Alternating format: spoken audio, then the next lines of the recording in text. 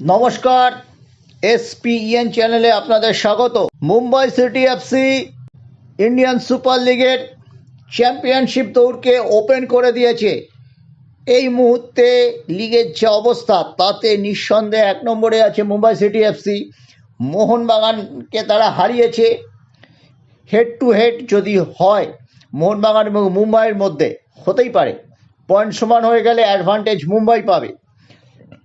এটা তো মুম্বাইয়ের নিজস্ব দৃষ্টিকোণ থেকে, কিন্তু এর পরে যে প্রশ্নটা আসছে, মুম্বাই কিন্তু সুবিধা করে দিয়েছে ইস্টবেঙ্গলকে, তাকে দারুণভাবে ফিরিয়ে এনেছে চ্যাম্পিয়নশিপ ফাইটে।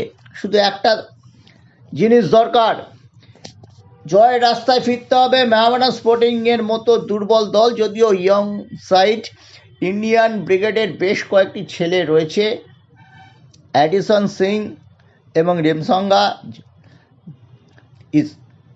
ইস্টবেঙ্গল রক্ষণকে ব্যতিব্যস্ত করবেই।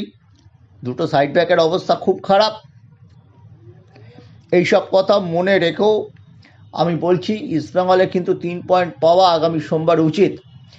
ইস্টবেঙ্গল অনেক মিটিং করেছে, মিটিং করে সেটিং করতে চাইছে দলের সমস্যা নিরসনের ব্যাপারটা।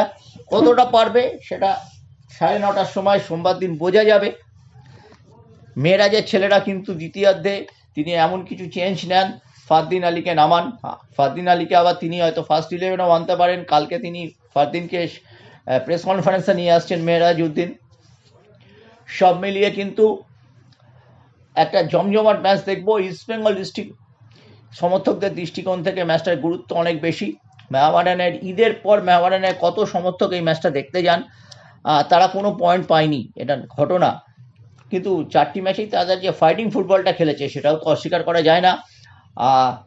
বিদেশিহীন মেহমানা স্পোর্টিং কতটা লড়াই করতে পারে।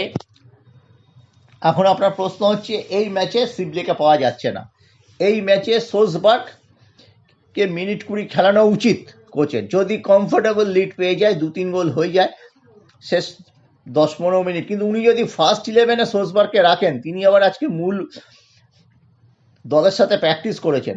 হায় রে, এই যে যদি তিনি রাখেন, তার যদি আবার মতিভ্রম হয়, তবে ইস্টবেঙ্গল কিন্তু 10.5 জনে খেলবে। একদম খেলানো উচিত না এই ফুটবলারটিকে। একে একদম কমা টিমের এগেনস্টে 10-15 মিনিট ইউজ করতে পারে। ইউসুফদের বা রশিদের মতো ভালো প্লেয়ার যারা আছেন, বিগুল, এদের বিশ্রাম দেওয়ার জন্য। ইস্টবেঙ্গলকে লিগ দৌড়ে ফিরে আসার একটা সুবর্ণ সুযোগ আছে। কেন জানেন? ইস্টবেঙ্গলের হাতে যে 7টি ম্যাচ আছে, তার মধ্যে 5টি ম্যাচ কলকাতায় সল্টলেক স্টেডিয়ামে খেলবে। অবশ্যই ইস্টবেঙ্গলের কাছে যাহাই হোম ম্যাচ তাই অ্যাওয়ে ম্যাচ। হোম ম্যাচের অ্যাডভান্টেজ তারা নিতে জানে না, হোম ম্যাচে তারা পয়েন্ট নষ্ট করে, কিন্তু সেটা চলবে না। তবে এতদিন পর সিটিং করে এটা কি হলো? দরকার হলে সিংটোকে সামনে রাখুন। অস্কার যদি নার্ভাস হয়ে যান, অস্কার যদি বুঝতে না পারেন, সিংটোকে তো রাগ আউটে রাখুন।